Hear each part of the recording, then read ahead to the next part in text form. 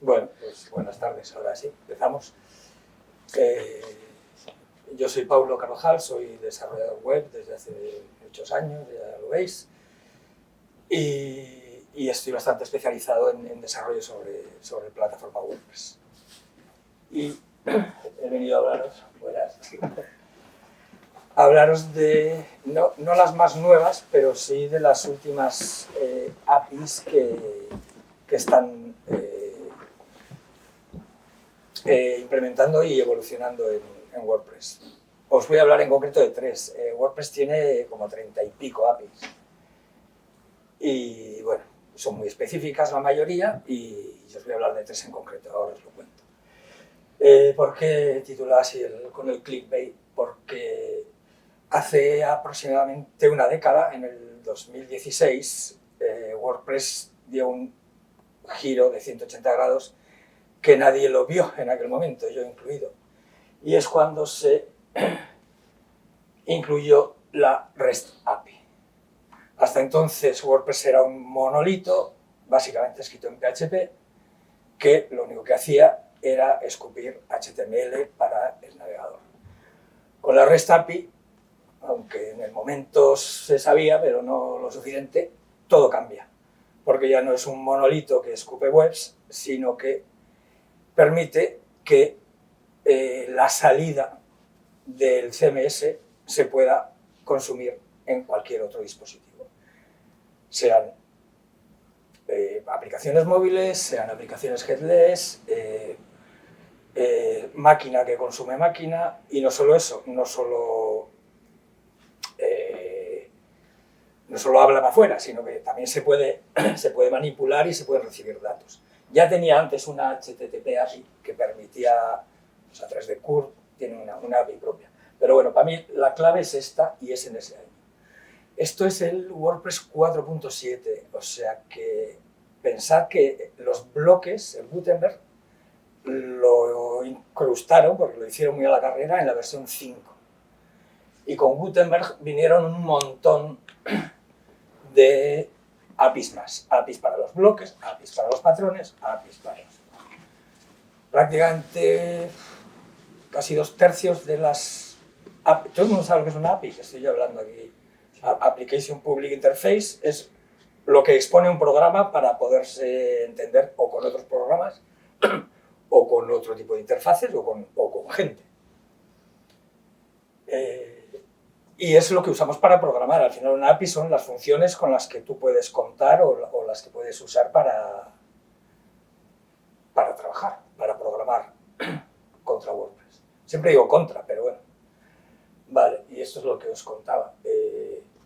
¿Por qué es importante la REST API? Pues porque permitía, usando el backend de WordPress, hacer fronts en cualquier otra tecnología o en cualquier otro dispositivo. Después, lo que os decía, 2 años más tarde, casi 2 años y medio más tarde, empezó el Gutenberg, que es lo que todos tenemos en la cabeza como el gran cambio de WordPress, del nuevo WordPress, entre comillas. Y las de hoy en concreto, las tres de las que voy a hablar, porque hoy por hoy ya os digo que hay un montón de APIs nuevas, incluso hay alguna más nueva, está todo el tema de la IA, que ni voy a tocar, pero ahí hay nueva API, y hay una nueva también, que es de esta última versión, 6.9, que es la de, no sé cómo se llaman, los comandos, el comando K, creo que es, que os permite navegar entre el propio WordPress sin hacer clic, prácticamente con el teclado. Bueno, ¿por qué he elegido estas tres? Porque para mí son las que más cambian, después, una vez que ya tenemos la REST API, son las que más cambian la manera en la que se puede trabajar. No en la que hay que trabajar, pero sí en la que se puede. Cosas que antes pues eran o muy difíciles o no estaban estandarizadas. La HTML API es, entre comillas, la más sencilla, pero la que para mí da más vuelco y influye un montón en las otras dos. Pero os comento un poco. La HTML API sirve para manipular el etiquetado HTML, lo que es la salida de HTML, ya sea al navegador o a la propia REST API. Permite manipular HTML. La Block Bindings lo que permite es que podamos meter datos dinámicos en los bloques sin hacer bloques dinámicos. En un bloque estático nos permite tener datos dinámicos. Y eso es bastante importante también porque le da mogollón de flexibilidad a todo el ecosistema de bloques, a lo que es el Gutenberg ya dentro de WordPress, que hoy por hoy es WordPress. Aunque haya mucho PHP y mucha base de datos por detrás, WordPress hoy por hoy es una aplicación React embebida en una base de código de PHP. Es lo que permite manipular el contenido, es lo que permite generar los templates y es lo que nos da la salida a pantalla tradicional del navegador. Y la última de la que voy a hablar, voy a hablar por encima, voy igual un poco rápido porque son 40 diapos, pero nos las vamos a pasar así. Y la última, para mí es la que más cambia lo que se puede, no lo que hay que es la Interactivity API. Y la Interactivity API lo que permite es un poco la contra del App Block Binding. Establece un estándar para que la interactividad en el front de WordPress siga unas pautas más o menos definidas. Hasta hoy eso era una locura, cada uno lo hacía de una manera, podías tener 5 versiones de jQuery y esto lo que hace es establecer un estándar. Lo que entiendo es que de aquí para adelante la gente debería usar esto para hacer interactividad en el front. Y os voy ahora a detallar un poco. La HTML API son dos clases PHP. ¿Qué es lo que resuelve? Hasta que ha existido esto, que es en la 6.2, me parece. Las cifras las doy un poco al tuntún, si alguno sabe más, corregirme, pero creo que van bien, ¿eh? Y si no, estarán apuntadas por ahí. Son dos clases. Una manipula etiquetas HTML, permite añadirles, modificar y quitar atributos, con lo cual añadir una clase a una imagen, por ejemplo. Y hay una segunda clase que permite modificar, digamos, el DOM, todo el objeto HTML. Uno es para las etiquetas, una a una, y el otro es para todo el DOM. ¿Cuál es el problema que resuelve? Que hasta ahora no había manera de hacer esto. O se usaba pre-replace y expresiones regulares. Jugar a la ruleta rusa, porque tú quieres modificar una clase de una etiqueta, digo la IMG porque es la típica que se le mete en el lazy load o cosas así. O imaginar una etiqueta A, que le quieres poner target blank a todas las que sean enlaces al exterior. Pues tenías que buscar ahí, primero, a ver si había un atributo class. Si había un atributo class, mirar a ver si tenía una clase concreta. Si tenía la clase, no se la añadías. Si no la tenía, se la añadías. Hacer eso con expresiones regulares, una locura, una auténtica locura. Y la otra manera era buscar y reemplazar. Y eso es más difícil todavía. Con expresiones regulares todavía tienes una estructura de patrones, pero hacerlo a pelo, buscando y reemplazando, lo más seguro es que te vale una comilla, que te comas un espacio y que aquello se rompa todo. Bueno, voy más rápido que las diapositivas. Cosas que pueden romper la manipulación por expresión regular, pues todo este tipo de cosas. HTML5 permite prácticamente que escribas el HTML como te dé la gana, con comillas, sin comillas, incluso en la misma etiqueta puedes poner comillas y no comillas, y se lo traga todo. No sé si conocéis, pero hace unos cuantos años ya, más de 10, hubo un intento de estandarizar el XML como XML, el famoso XHTML, y todo el mundo pasaba por parseadores para que aquello validara, y de repente sacaron la especificación HTML5 y todo el mundo se olvidó de aquello, sobre todo porque era un infierno, estaba muy bien para las máquinas. Si yo necesito un programa que lea un HTML y necesito que esté bien formado, pues le doy un XML, pero HTML5 traga con lo que sea. Entonces, expresiones regulares, ruleta rusa. Mirad, 6.2 lo que decía. Lo beneficioso o lo que cambia un poco el paradigma respecto de las expresiones regulares es que es una búsqueda semántica. Entiende que eso es una etiqueta HTML, qué atributos tiene,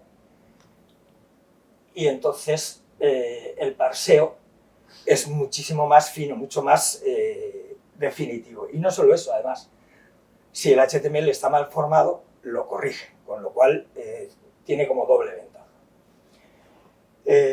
Y además está basado en este estándar, que no me preguntéis más, pero es el que usan los navegadores web, con lo cual la salida de HTML que te va a dar se supone que va a cumplir los estándares que los navegadores utilizan. Y es así de sencillo. No sé, ¿veis el código bien desde ahí? Se instancia la clase. Normalmente se usa un while, porque en cuanto da false te sales y ya está. Y devuelve el HTML parseado. En este caso, ¿qué está haciendo? Buscar la siguiente, o sea, del HTML se lo da así, a chorro, lo que le des. Él busca la siguiente etiqueta IMG, si la encuentra, le añade la clase lazy, en este caso. Si la encuentra, le añade la clase. Si la encuentra, y en el momento que no la encuentra, se va y devuelve. Esto es un código muy nice. Aquí habría que tener mucho cuidado de pues, mirar, por ejemplo, si ya tiene la clase, o sea, hacer otras validaciones. Pero bueno, lo mínimo es esto. Y esta es la segunda clase. Bueno, una cosa que no os he comentado. Creo que las dos aceptan el HTML como streaming. O sea, no cargan todo el HTML que lo das, luego lo parsean, lo modifican y lo devuelven.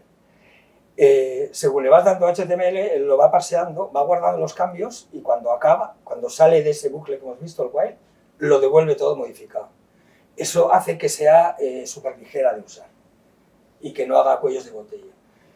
Y esta hace un poco lo mismo, pero con, no con etiquetas, que es lo que hacía la otra, sino con DOMs enteros, Document Object Model, con todo lo que viene a ser un documento.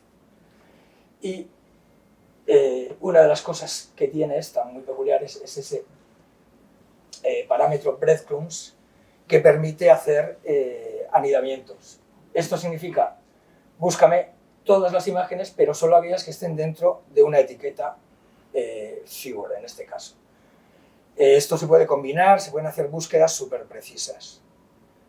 Y yo creo que con esto, bueno, aquí un poco lo que va, la evolución que va teniendo.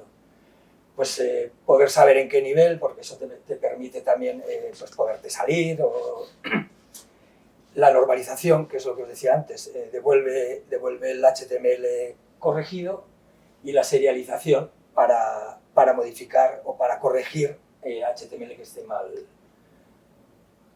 formado, sin más. Bueno, esto, balancea las tags si no están bien, normaliza los atributos, cosas así.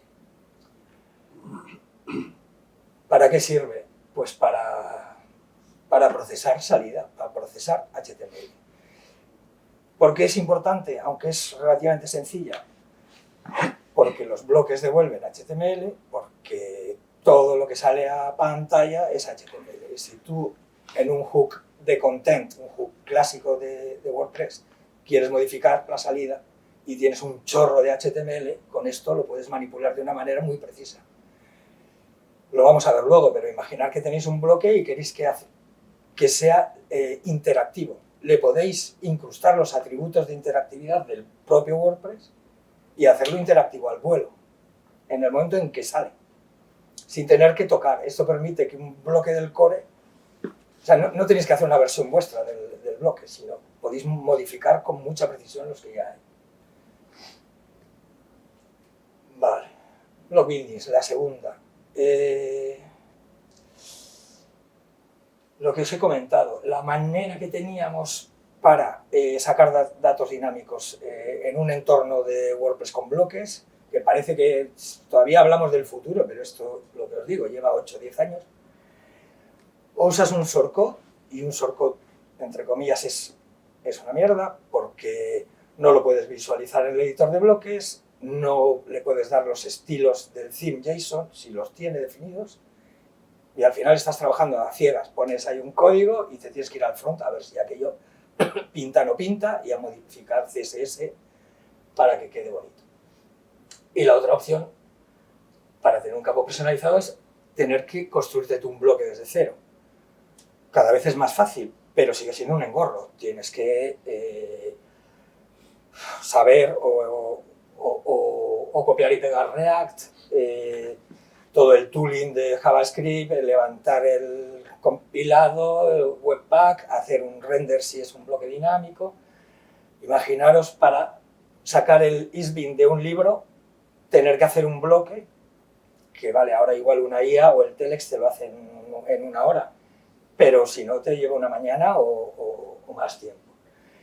Entonces, este es el problema que resuelve. Lo que hace es conectar atributos de bloques nativos con fuentes de datos. Por defecto tiene, son dos fuentes de datos. Una es la típica, la de toda la vida, que son los metadatos del propio post. Y la otra, no sé por qué no me acuerdo. Justo el ejemplo es de la postmeta.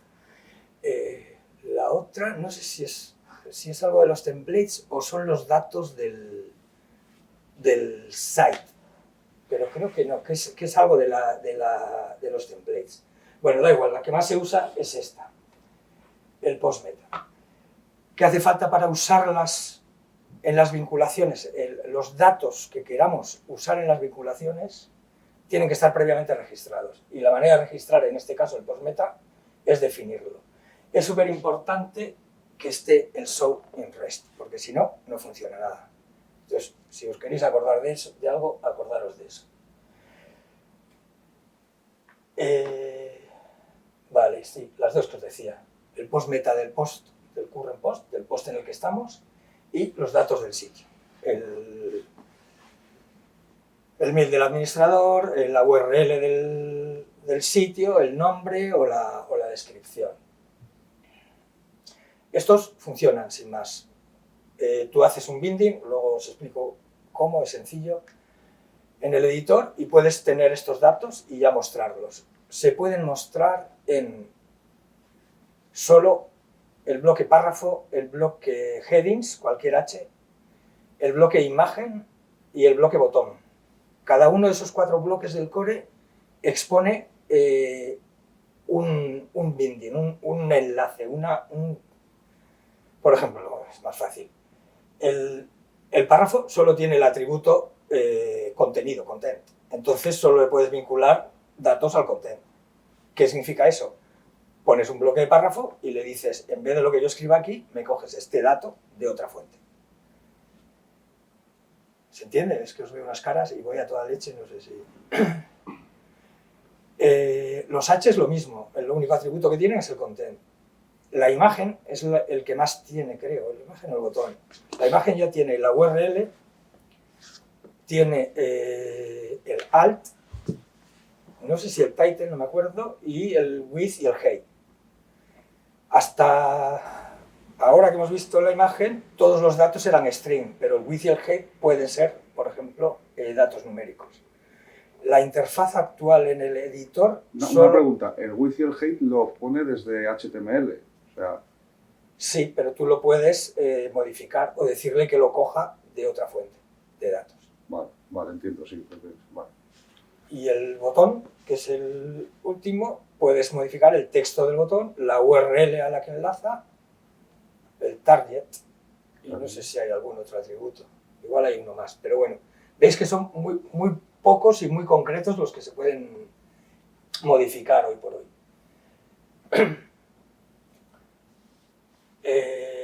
Esta es la manera de registrar una fuente personalizada. Lo más común, ya os digo, es usar un metadato que ya tenga en el post. Es como se ha hecho tradicionalmente. Es, por ejemplo, la manera de coger un dato que tengáis registrado con ACF, que es como el típico ACF, POTS, cualquier otro me da igual. Pero si queréis registrar una fuente de datos, imaginar que tenéis que llamar a, yo que sé, a una API externa, tendréis que validar esos datos y con esos luego queréis rellenar un post. Pues aquí en el callback, ese obtener dato, tendría que hacer toda esa parte. Es PHP, es síncrono, no habría problema.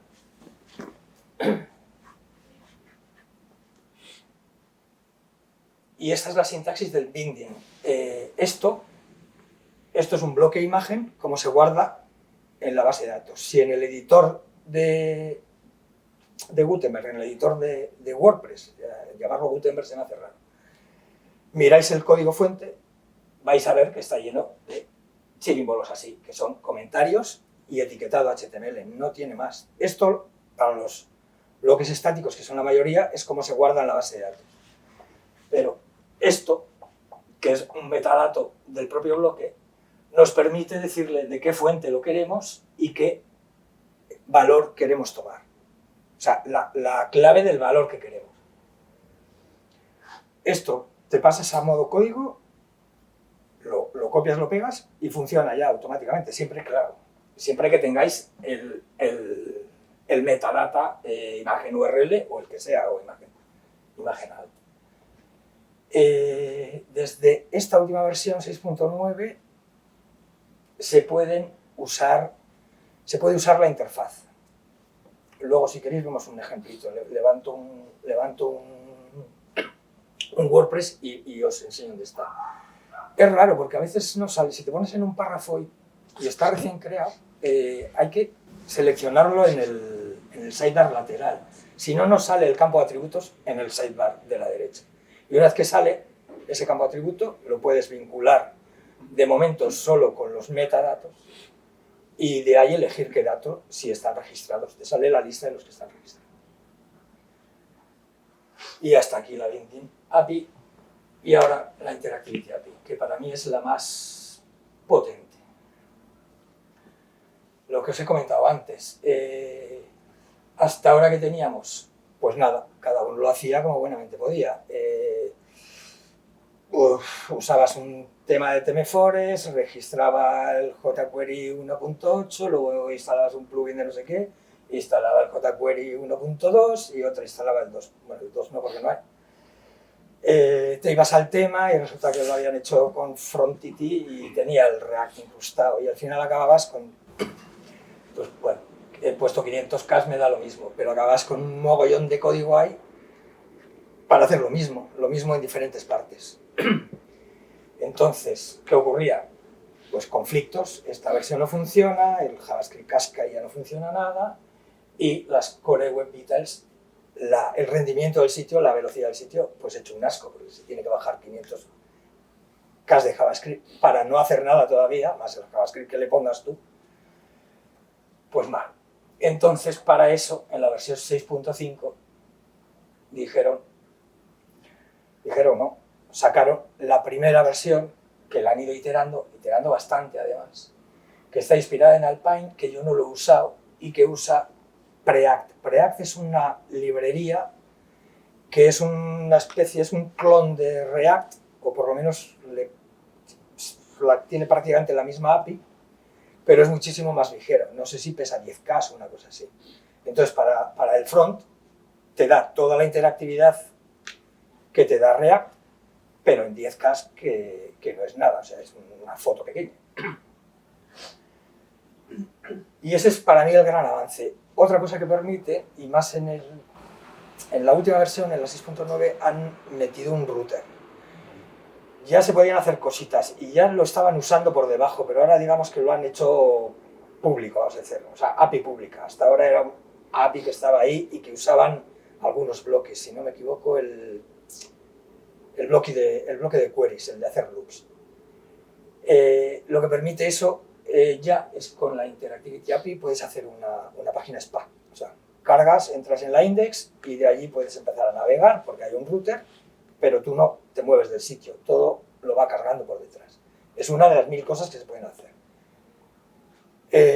Las SPA no es que no estén de moda, pero estuvieron de moda hace 10 años. Pero hace 10 años hacerlas, como hemos visto, era un lío o podías acabar rompiendo WordPress. A ver, es muy diferente si estás haciendo un desarrollo personalizado para un sitio que sabes o que vas a controlar o que alguien va a controlar, o hacer algo para distribución. Si tú haces un tema o un plugin para distribuir en los repositorios oficiales de WordPress, tiene que ser una cosa que tiene que funcionar en cualquier WordPress. O al menos definir tú de esta versión a esta con esta versión de PHP.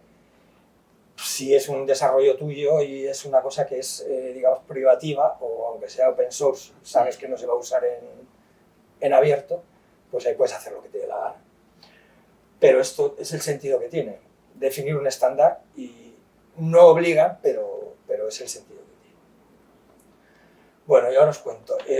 La Interactivity API lo que usa es un modelo de programación declarativo. A mí me costó entender esto, y es una cosa muy sencilla. Defines los datos para que digan lo que quieres que hagan. Y dices tú, vale, pues sí, tiene sentido. Pero es lo contrario de lo que se hacía antes. Tú antes, digo jQuery porque era el estándar de facto hasta hace poco. Con jQuery tú lo que tenías que hacer era buscar un elemento, a ese elemento le asignabas un event listener, y en ese event listener le decías que aquello cambiara, o manipulabas, o en función de una información que te llegaba, modificabas aquello. Esto no, esto lo que haces es, tienes un estado definido, un objeto en el que está el estado, y tú modificas el estado. Y todo lo demás, todo lo que es la interfaz, se supone que se debe modificar sola en función del estado. Si tú cambias el estado, la interfaz varía. Esto que hace que sea todo mucho más centralizado, que no tengas que andar buscando código por cualquier parte, o...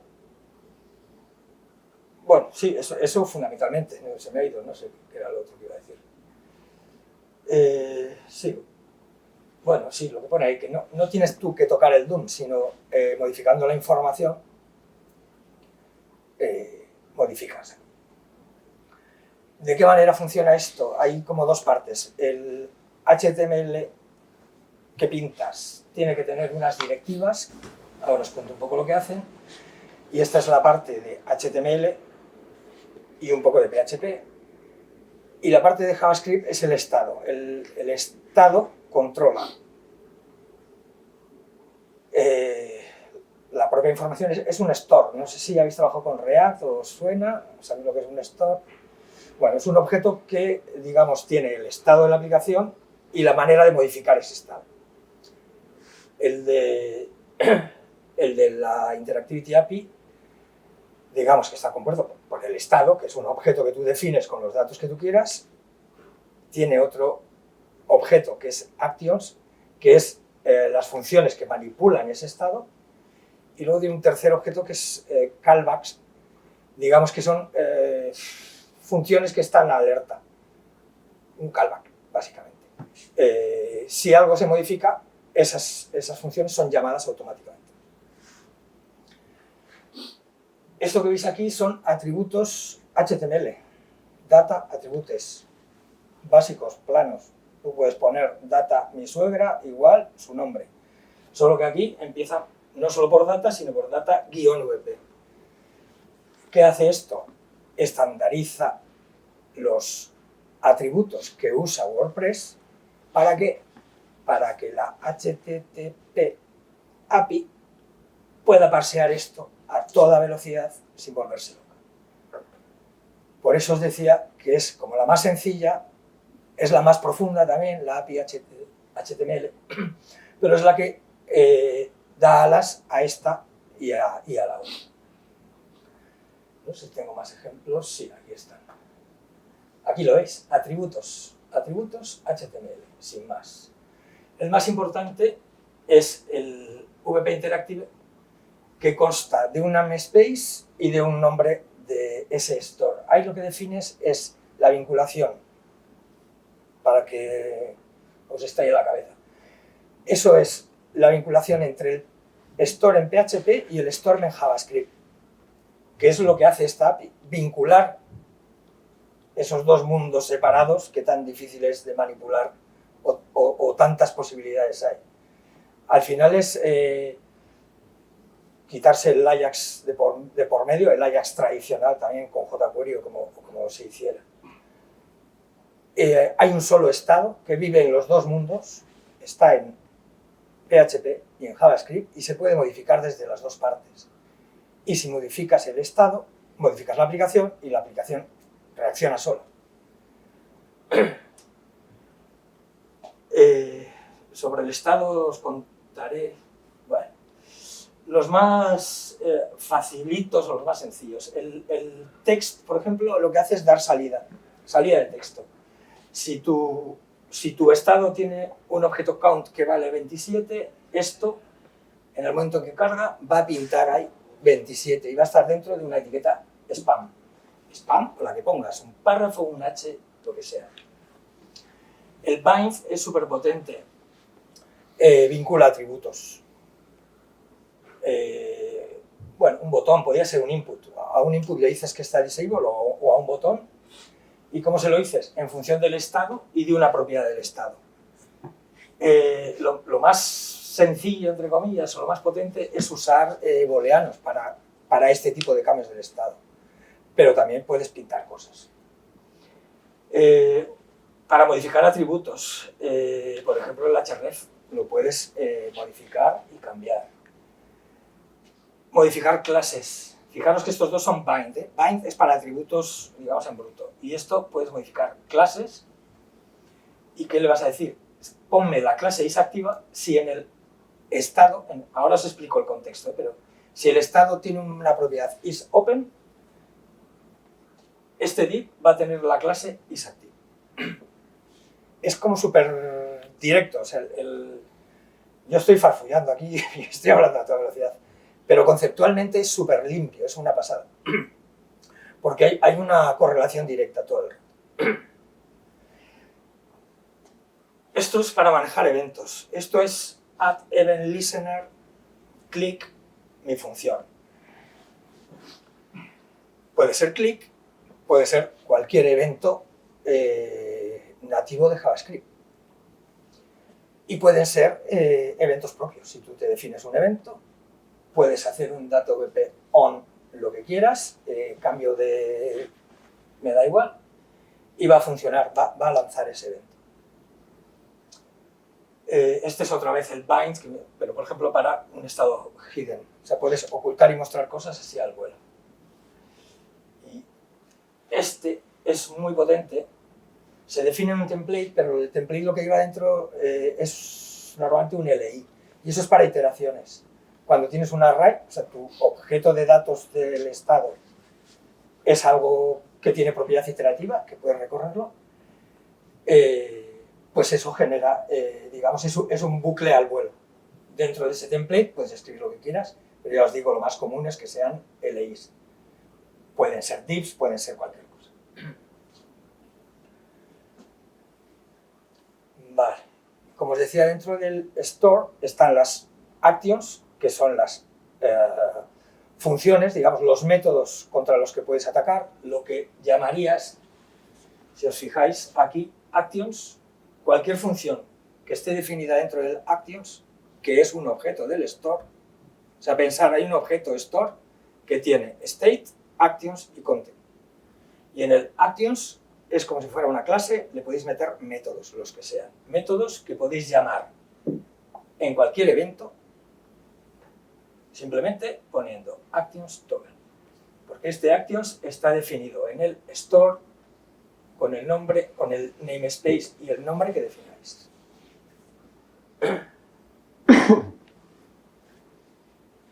El estado y el contexto. Esto es una cosa que a mí me costó también muchísimo entender. Dentro del estado, hemos dicho, está el objeto store, que tiene las actions, métodos, y el state, que es el source of truth, es el estado de la aplicación.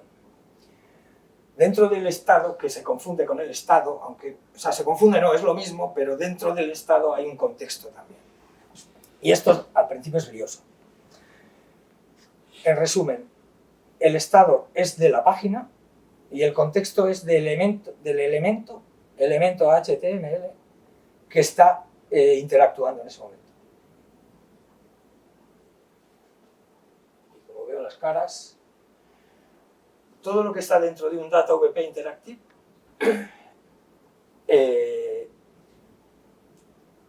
está vinculado al store por esta vinculación. Cualquier cosa que hagas aquí repercute en el store y le pasa el contexto. Si yo hago clic en este botón, el contexto es ese botón. Y otra vez la vinculación es directa. Veo las caras y aquí nadie está entendiendo absolutamente nada. A ver, es que no sé si he metido código al final, porque... Vale, a ver, bueno. Sí, no volvemos luego a esto, pero vamos a verlo. Vamos a verlo en código, que igual es más fácil. Esto es una salida de HTML. Esto es para que sepa qué bloque es. O sea, esto al final son clases y desde el bloque.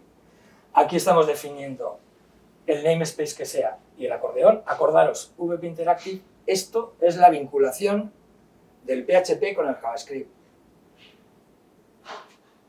Y aquí le estamos pasando un contexto. Dentro de este bloque interactivo hay un contexto que aquí no está, pero estaría definido así. Ese contexto tiene una propiedad, es un objeto. Todos son objetos, ¿eh? Pensad que todo esto es un JSON o un JavaScript, como queráis. Y tiene isOpen, es false. Entonces, esto lo parsea, lo codifica como JSON y ya JavaScript está al tanto de esto. Ya existe para el store en JavaScript. Está vinculado. Aunque aquí lo estamos definiendo en PHP, en el momento en que esto se pinta en la página, JavaScript ya sabe que existe. El store de JavaScript ya lo sabe. Actions, las que os decía, las funciones, los métodos, y el context, ahora lo vamos a ver. Esto lo veis, lo visualizáis en HTML, se supone que es un acordeón, un elemento acordeón nada más. Tiene un botón, que es lo que clicas y abre, clicas y cierra, y ¿cómo lo hace?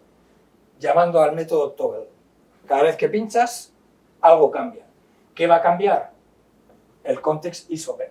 Ahora lo vamos a ver, ¿eh? Cada vez que haces clic, isOpen cambia a true o false, a true o false. Bueno, estos son los atributos, estos vendrían del bloque, pero bueno, podría ser cualquier cosa o podría ser texto hardcodeado. Y aquí, si os fijáis, este bin hidden está usando el inverso del isOpen. O sea, que cuando esto es true, esto es false. Cuando esto es false, esto es true. Y lo vais a ver aquí más fácil.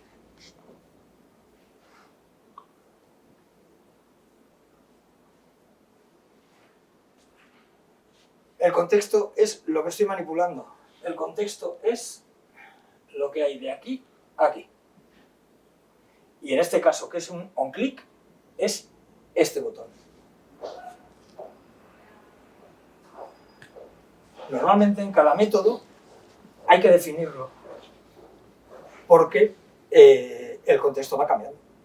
Y según quién llame a quién, si tú tienes un botón que llama lanza un evento, el contexto que puede manipular ese manejador del evento es el contexto que lo ha llamado.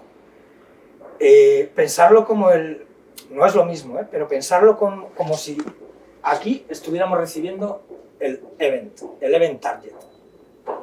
¿Así se entiende mejor?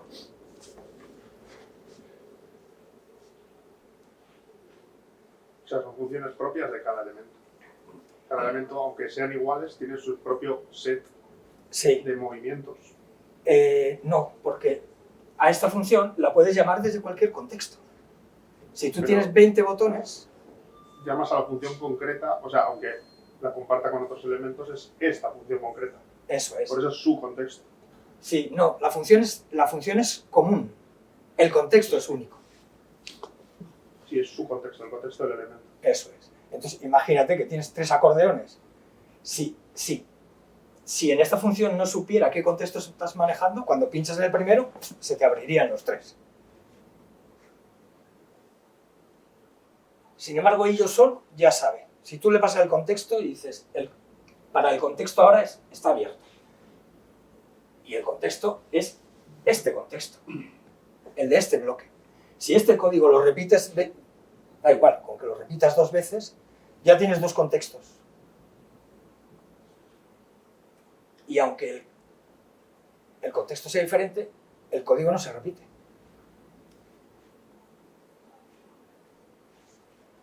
entender, pensar que el contexto es el store propio de cada instancia de cada bloque, si lo queréis pensar así. ¿Esto tiene algún tipo de uso no interactivo? A priori no, porque es la Interactivity API. Lo que tiene, pero no os quiero liar, es que se puede usar fuera de los bloques. Pero, bueno, pensar que como hoy por hoy prácticamente todos son bloques, pero yo por necesidad lo he tenido que usar en un... Esto no.